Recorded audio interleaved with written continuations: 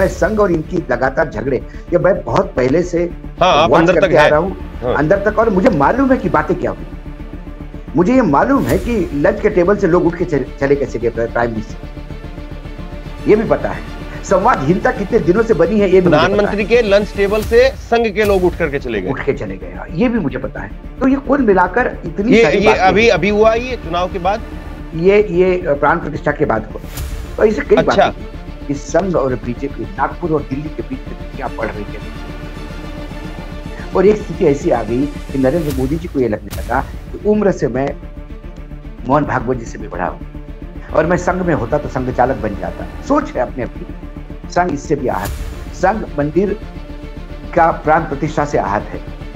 संघ मंदिर में जो सर्वोच्च न्यायालय के अनुशंसा पे जो ट्रस्ट बना उसमें संघ नाराज है।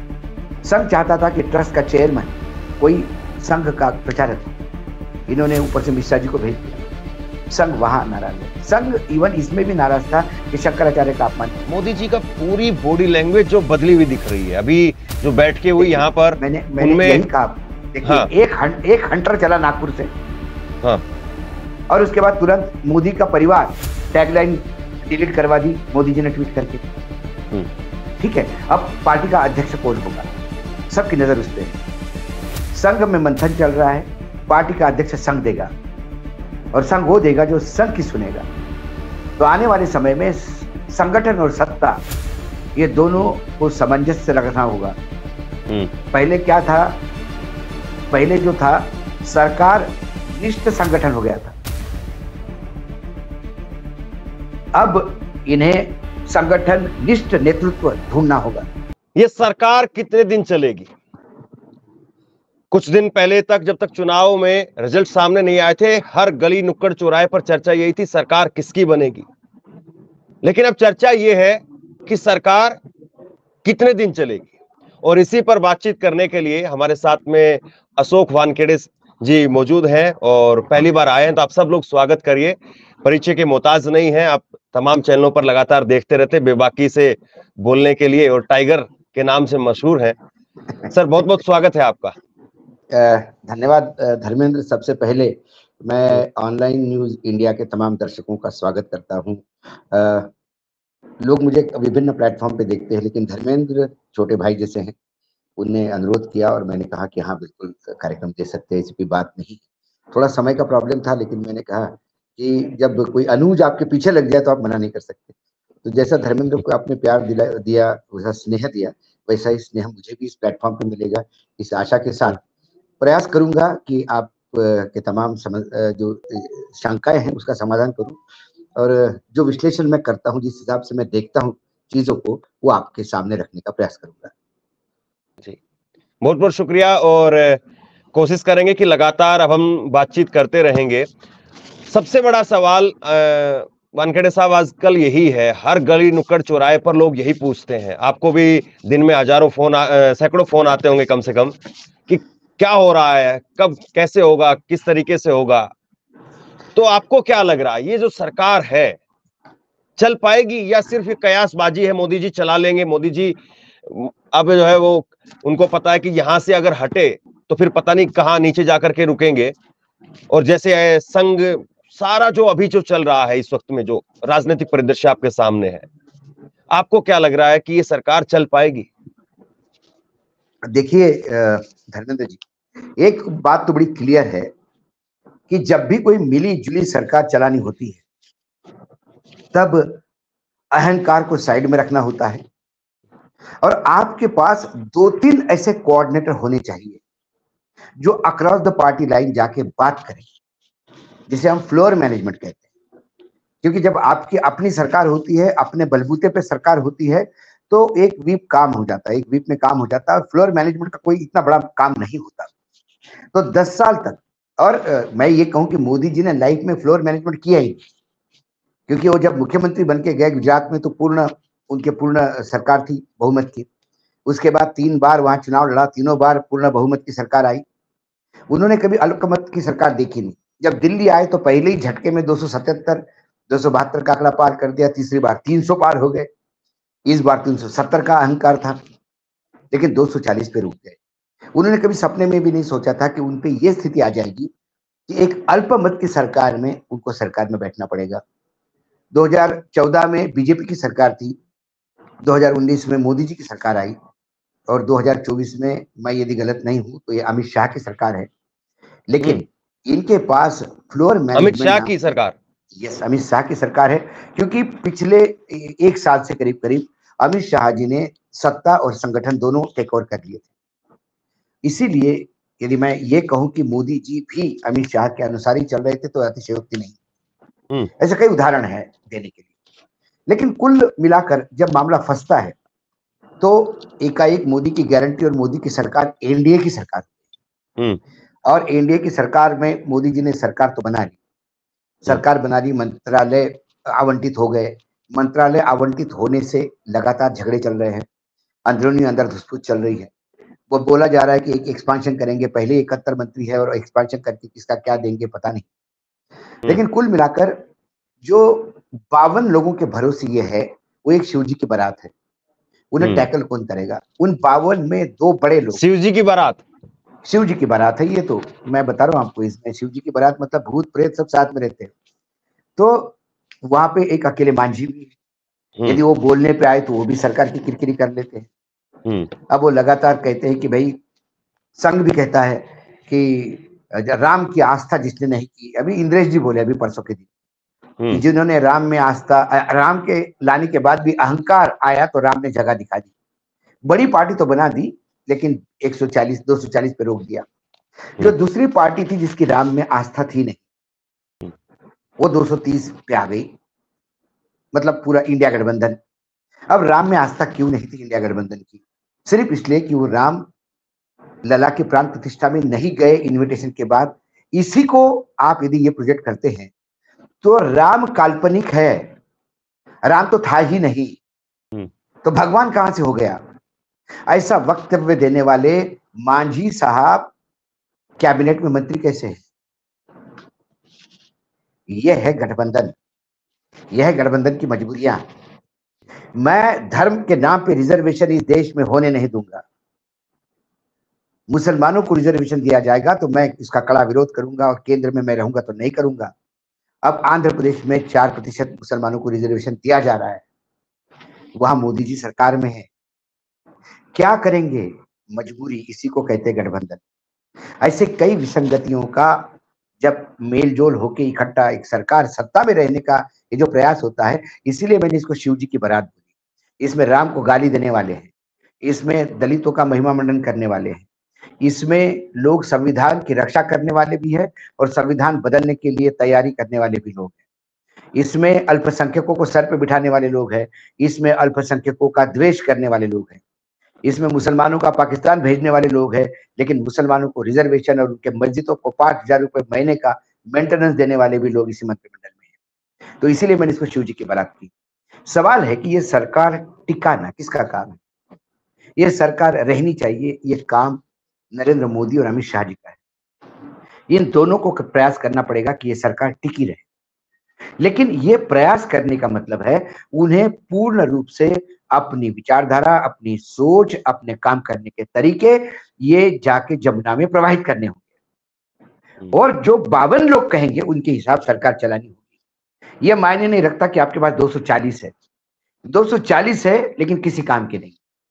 खाने में नमक मात्र 20 ग्राम यूज होता है पूरे खाने में, लेकिन वो नमक नहीं हो तो पूरा खाना बेस्वाद हो जाता है। फिर चाहे पनीर की सब्जी और पनीर के पराठे और पनीर के पकौड़े कुछ भी बनाइए आप। तो ये 52 का काम ये स्वाद बनाने वाले लोग हैं, ये सरकार में रखने वाले लोग हैं, और इसलिए हर इंडिविजुअल को लगता है कि मेरे वजह से सरकार है। मांझी अकेले बोलता मेरे वजह से सरकार है, वहां एकनाथ शिंदे 5-7 के लाते मतलब मेरे वजह से सरकार है। पासवान वाले बोलते कि अरे हम है तो सरकार है, तो इनकी औकात क्या है? तो ये सारा सुनने का मार्ग आप में होना चाहिए। ये तो एक लड़ाई हो गई, जो जब आपने सवाल पूछा कि सरकार कब तक टिकेगी, एक तो ये फ्रंट हो गया कि जहां आप विपरीत विचारधारा के लोगों को साथ में रखना होगा और उनके अनुसार चलना होगा। आप हर मंत्रालय को जहां अपने पार्टनर्स के मंत्री है वहां आपको खुला छूट देनी पड़ेगी। आपने पिछले 2014 से 24 तक जैसे मंत्रालय चलाए कि मंत्री कोई भी हो, मंत्रालय पीएमओ से चलता था, वो काम नहीं होगा। आप तो पिछले कुछ दिनों से तो मंत्रालय गृह मंत्री चला रहे थे, सारा देश गृह मंत्री चला रहे थे। तो आप राजनाथ सिंह को भले ही बिना बताए कोई डिफेंस के डील करवा सकते हो, लेकिन फिर आप यदि फूड प्रोसेसिंग में कोई काम करना हो तो फिर पासवान को पूछना पड़ेगा। पासवान ने एक आधा डिसीजन लिया तो उसको एंडोर्स करना होगा। आप ये नहीं कह सकते कि भाई तुमने ये डिसीजन कैसा लिया, ये इस पोस्ट पे यही अधिकारी रहेगा। वो बोलेगा साहब मुझे भी पार्टी चलानी, मैं भी एक मंत्री। ये सारी चीजें वो करने के आदी है क्या? उन्हें अपने आप को ढालना पड़ेगा, जो बहुत मुश्किल लगता है इस दौर में। दूसरी बात, दूसरा उनका पक्ष है 240 का। क्या ये 240 वही है जो 2014 और 2019 में थे, नीचे मुंडी करके सब बात सुनने वाले? यहाँ आवाजें उठेगी। और यहाँ बल किसको मिल रहा है? बल कौन दे रहा है? इनके गले में जो आवाज आ रही है उनको शब्द कौन दे रहा है? इनको शब्द संघ दे रहा है, क्योंकि संघ ये बीजेपी का पैतृक संस्थान है। संघ से ही बीजेपी में लोग आते हैं। लेकिन बाद में जब आपने देखा कि बीजेपी ने ये कह दिया कि संघ की जरूरत नहीं, और ये संघ और बीजेपी के बीच में दूरियां लगातार पिछले कई सालों से, जो लोग मुझे लगातार सुनते आ रहे, मैं कई बार कह रहा था कि संघ और बीजेपी, नागपुर और दिल्ली के बीच में दूरियां बढ़ रही है धीरे। और एक स्थिति ऐसी आ गई कि नरेंद्र मोदी जी को यह लगने लगा कि उम्र से मैं मोहन भागवत जी से भी बड़ा हूं, और मैं संघ में होता तो संघ चालक बन जाता। सोच है अपने अपनी। भाई मैं भी कह सकता था कि भाई मैं मुंबई में होता तो वानखेड़े स्टेडियम का मालक होता। अब मैं दिल्ली में हूं तो क्या करूं, यूट्यूब पे बोलता हूं। ये सोच है, लेकिन वो सोच कितनी भी वियर्ड हो सकती है, लेकिन सोचने वालों को उसको सोचने का एक तरीका होता है कि आपकी औकात क्या और आप कितना सोच रहे हो। संघ इससे भी आहत है। संघ मंदिर का प्राण प्रतिष्ठा से आहत है। संघ मंदिर में जो सर्वोच्च न्यायालय के अनुशंसा पे जो ट्रस्ट बना, उसमें संघ नाराज है। संघ चाहता था कि ट्रस्ट का चेयरमैन कोई संघ का प्रचारक हो, इन्होंने ऊपर से मिश्रा जी को भेज दिया। संघ वहां नाराज है। संघ इवन इसमें भी नाराज था कि शंकराचार्य का अपमान क्यों किया। संघ इसमें भी नाराज था कि ये पूजा अर्चना का काम प्रधानमंत्री का नहीं, ये मुरली मनोहर जोशी या पुराने लोग जिन्होंने इसके लिए जेल गए, जिसके लिए इन्होंने अपनी सरकारें खोई हैं, ऐसे लोगों को सामने लाना था। संघ इस पे भी नाराज था। संघ अधूरे मंदिर में प्राण प्रतिष्ठा के लिए भी नाराज था। संघ ने जो लिस्ट दी थी पूरी प्राण प्रतिष्ठा के लिए लोगों को बुलाने के लिए, उसको भी नजरअंदाज किया। संघ उस पर भी नाराज था। तो इस संघ को लेकर के एक सवाल ये है कि क्या आपको लगता है कि वाकई जो है वो नाराजगी है, या फिर एक बीजेपी के खिलाफ या मोदी के खिलाफ जो माहौल बना उसको डिफ्यूज करने की एक धारणा ये भी है? एक धारणा ये भी है कि पूरा इंडिया गठबंधन विपक्ष के जो अभी जो स्पेस है उसको कवर ना कर ले, इसलिए उसमें संघ जो है वो डिफ्यूज करने का काम कर रहा है उस गुस्से को। नहीं, सवाल यह है, संघ चुनाव नहीं लड़ता। संघ चुनाव नहीं लड़ता, इसलिए विपक्ष की जगह तो विपक्ष ही लेगा। संघ चुनाव लड़ता तो मैं मानता कि संघ एक जगह ढूंढ रहा है अपनी। संघ जगह नहीं ढूंढ रहा। संघ इन दोनों गुजरातियों को ठिकाने लगाने का काम कर रहा है।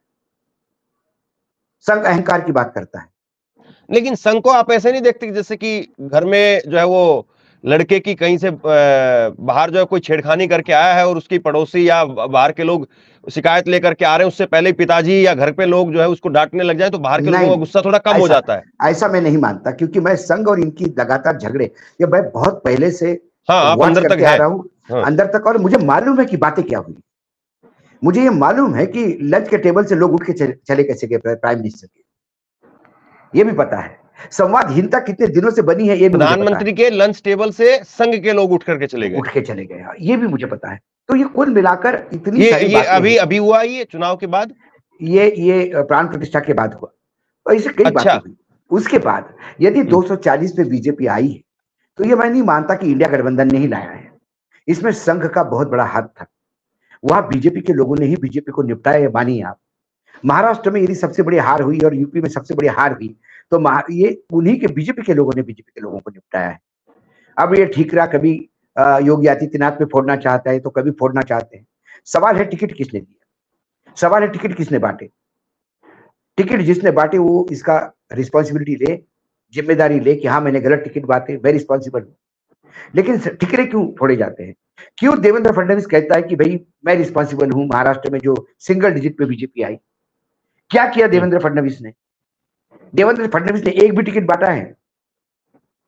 जब नवनीत राणा के खिलाफ अमरावती का जिला का पूरा यूनिट नागपुर में धरना देके बैठ गया था कि देवेंद्र जी किसी को भी टिकट दीजिए, नवनीत राणा को मत दीजिए, क्योंकि नवनीत राणा ने बीजेपी को बहुत प्रताड़ित किया है अमरावती में। हमने बहुत झेला है, इसका बहुत अपमानित होंगे हम। तो दो टूक बात देवेंद्र फडणवीस ने उनको कहा कि मेरे हाथ में नहीं है, ऊपर से टिकट आया, मैं क्या करूं? जब ऊपर से टिकट आया तो फिर नवनीत राणा के हार पे देवेंद्र क्यों इस्तीफा दे? ये योगी बीच में ये भी चला कि देवेंद्र का इस्तीफा दिलवा करके योगी आदित्यनाथ का इस्तीफा मांग सकते हैं। मांगता ही नहीं। देवेंद्र को देखिए, देवेंद्र को इस्तीफा देने के लिए कहा होगा, देवेंद्र ने दिया। मूलतः देवेंद्र रिस्पॉन्सिबिलिटी इसके लिए नहीं है कि लोकसभा में चुनाव में क्या हुआ। देवेंद्र इसलिए रिस्पॉन्सिबल है कि पिछले 5 साल में भाजपा के संगठन को देवेंद्र फडणवीस ने खत्म कर दिया महाराष्ट्र में। बाहर के लोगों को इतना ले आया वो कि ओरिजिनल लोग घर बैठ गए, और बाहर के लोगों ने अपने गुटों के हिसाब से काम किया, तो नतीजा आपके सामने है। सिंगल सीट पे आगे 9 सीटें हैं मात्र 48 में से बीजेपी। इतना बुरा प्रदर्शन बीजेपी का कभी नहीं रहा। क्या राजपूतों का झगड़ा, अब बात होती है, बात निकली धर्मी, राजपूतों का झगड़ा आरोप है कि योगी आदित्यनाथ ने भड़काया। राजपूतों का झगड़ा शुरू कहां से हुआ? गुजरात से हुआ। गुजरात में एक नरेंद्र मोदी जी के नजदीकी आदमी, मतलब अमित शाह के नजदीकी आदमी, राजपूतों के कैरेक्टर और उनके मां बहनों को लेके गालियां देता है। उससे वहां राजपूत आंदोलित हुए। लेकिन राजपूतों की औकात क्या है गुजरात में? 1 या 2 सीट पे इंपैक्ट करेंगे, इसलिए उन्होंने उसको निगलेक्ट किया। लेकिन वो राजपूत का प्रॉब्लम राजस्थान पहुंचा, राजस्थान से यूपी आया। क्यों? राजा भैया ने बेंगलोर बुलाने के बाद भी, अमित शाह ने सब बात करने के बाद भी 2 टूक बात करके मना कर दिया कि बहुत लेट हो गया, मैं समाज को नहीं छोड़ सकता, मैं आपका साथ नहीं दे सकता। और फिर राजा भैया ने कम से कम पूरे पूर्वांचल की 7 से 8 सीटें बिगाड़ दी, सारी दुनिया जानती। तो ये सारी चीजें के लिए कौन रिस्पॉन्सिबल? पार्टी कौन चला रहा था? संगठन कौन चला रहा था? अपॉइंटमेंट कौन कर रहा था? क्या संघ को कभी किसी बारे में पूछा गया? संघ चालक ने आज से 5 साल पहले भोपाल में एक फंक्शन में कहा था कि बाहर के जो लोग बीजेपी में आते हैं उससे क्या भारतीय जनता पार्टी की विचारधारा बनी रहेगी। हमें इस बात का ध्यान रखना होगा कि कम से कम लोग बाहर से अपने पार्टी में आए। उसके बाद क्या हुआ? गुजरात में लोकसभा चुनाव के पहले, धर्मेंद्र जी याद करिए, लोकसभा चुनाव के पहले जहां विधानसभा में 180 के हाउस में 150 से ज्यादा सीटें हैं, 2/3 बहुमत है बीजेपी को।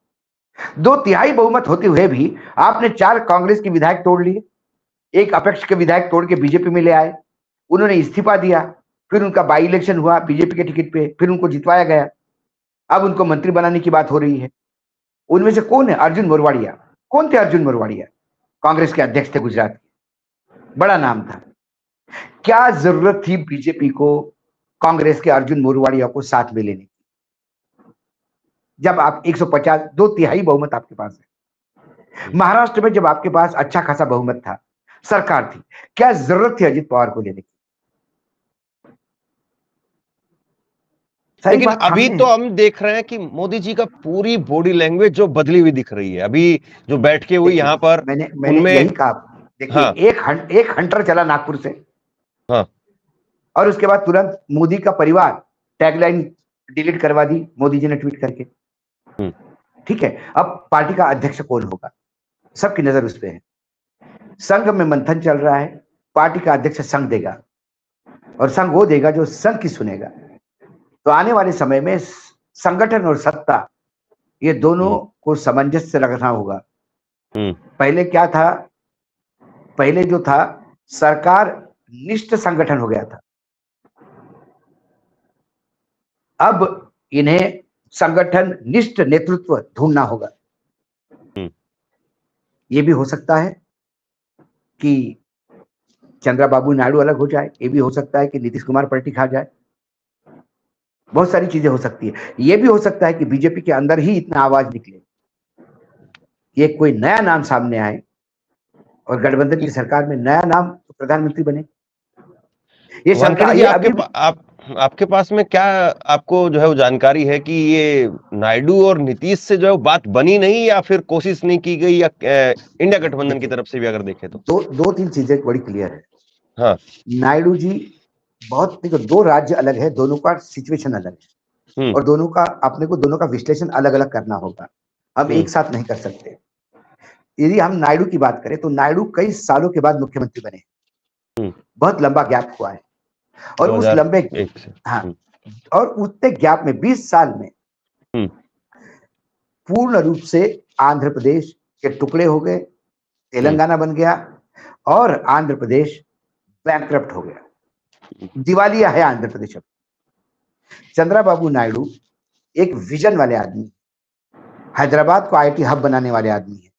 नई राजधानी की सोच अमरावती की उनकी सोच थी कि ऐसी राजधानी जो पूरे देश देखना जाए कि कैसे कैपिटल कैसी होनी चाहिए। इस जो उनके पहले जो थे जगन रेड्डी, उन्होंने मात्र चंद्रबाबू का सपना है करके उसको तोड़ दिया और अपने पैरों पे कुल्हाड़ी मार दी। इतना पैसा बांटा, इतनी सब्सिडी दी, इतना सारा ये किया कि आज बिल्कुल तिजोरी खाली है। चंद्रबाबू नायडू को पहली प्रायोरिटी पहले 6 महीने में फंड्स की है, इसलिए उनको मंत्री पद कोई भी दिया तो चलेगा। हाँ, वो स्पीकर पद के लिए अड़े जरूर है, वो स्पीकर पद भी चाहते हैं।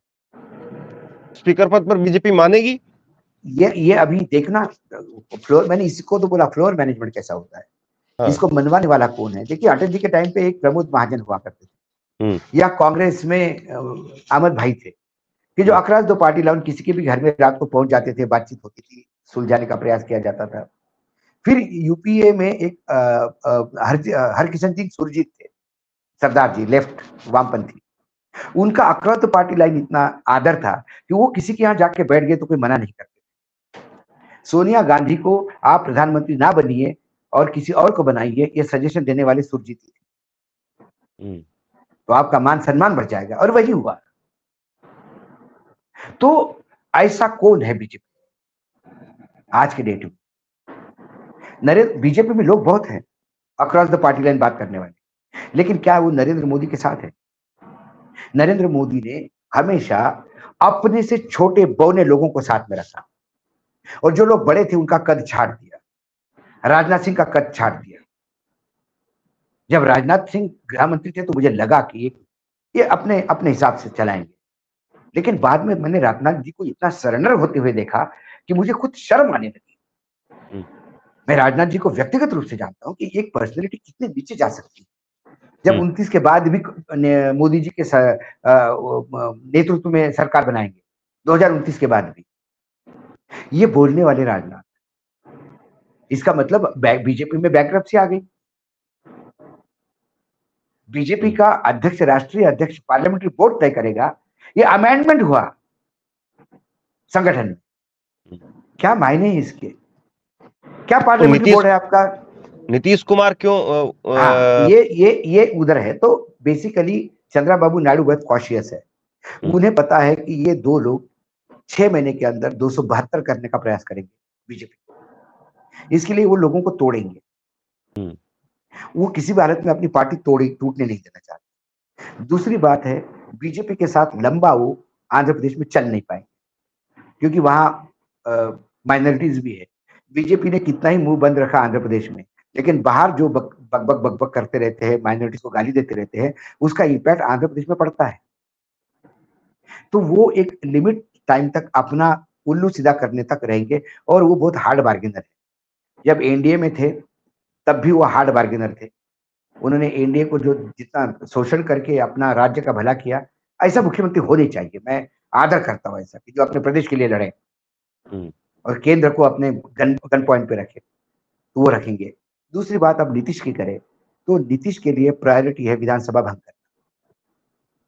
विधानसभा भंग करके तुरंत चुनाव चाहते हैं महाराष्ट्र, हरियाणा और झारखंड के साथ। उसके लिए वो 2 बार पहले उनको प्रॉमिस हो चुका है।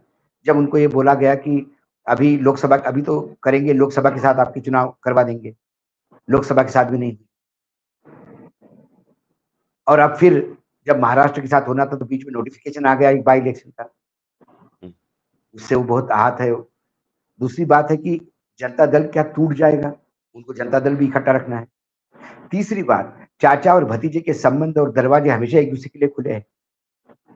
यदि मैं आज समझू कि पप्पू यादव पे एफआईआर दर्ज होती बिहार में, वो एफआईआर किसके अनुशंसा से होती है?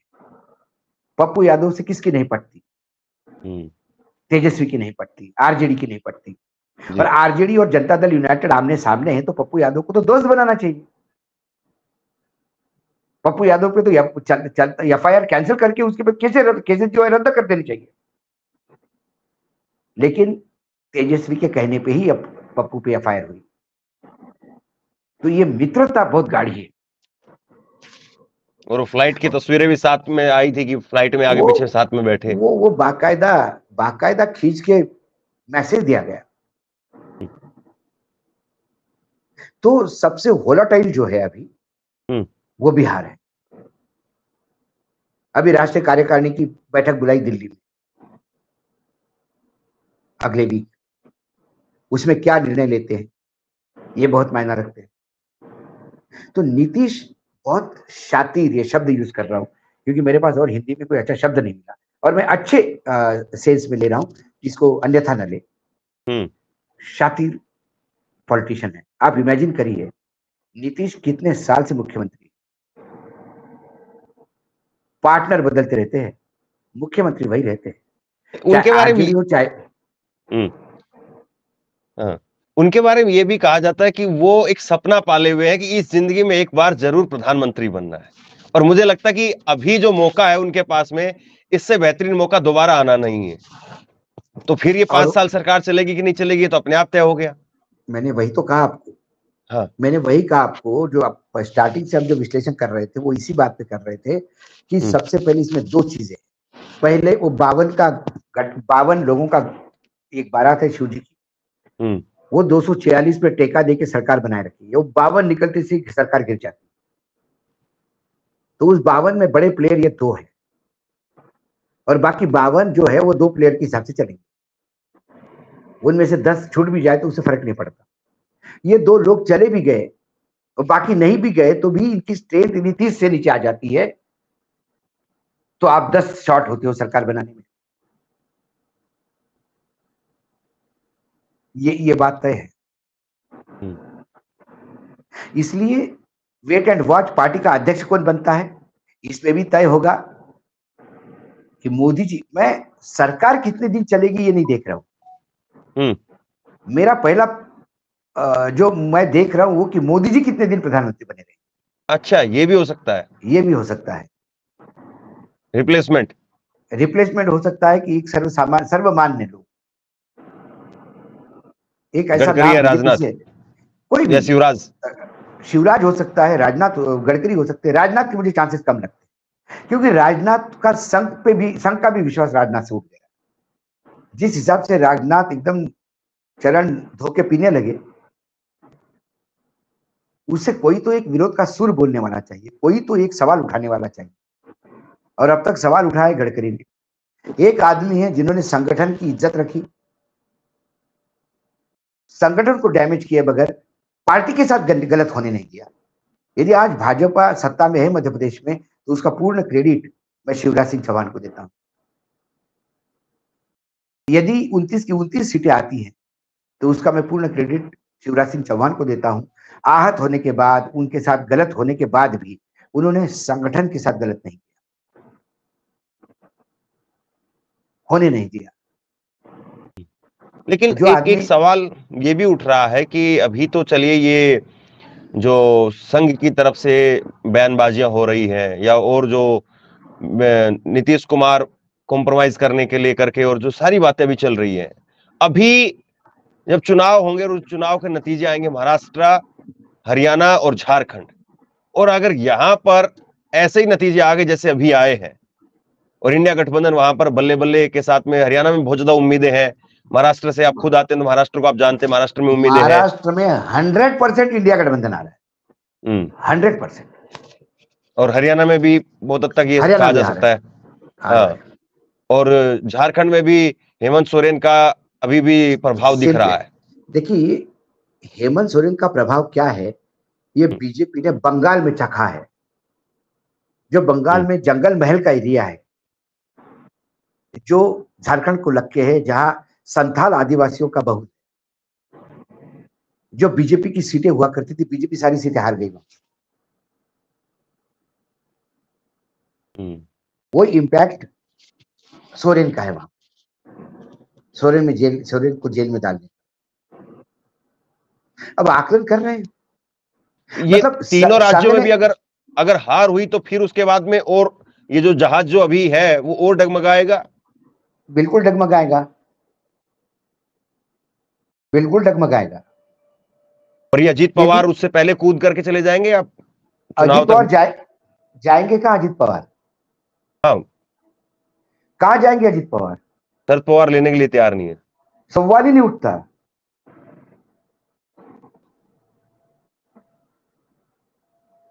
शरद पवार के ऊपर व्यक्तिगत जो हमले हुए और शरद पवार के बेटी के खिलाफ अपने पत्नी को जो खड़ा किया, इन दो बातों से अब दरवाजे बंद हो गए।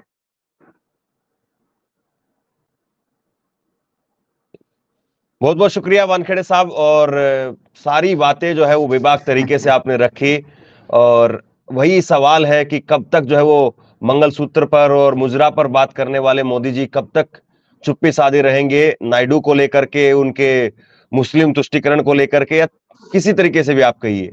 और उसके बाद में ये जो 3 राज्यों के चुनाव के नतीजे निकल करके सामने आएंगे तो उसमें कैसे जो है चीजें बचेंगी, तो सबसे बड़ा सवाल यही है। आप आए, आपने अपनी बात रखी। सबसे पहला सवाल, प्रदेश पार्टी का अध्यक्ष कौन बनता है और स्पीकर कौन बनता है, ये दो चीजें देखने लें।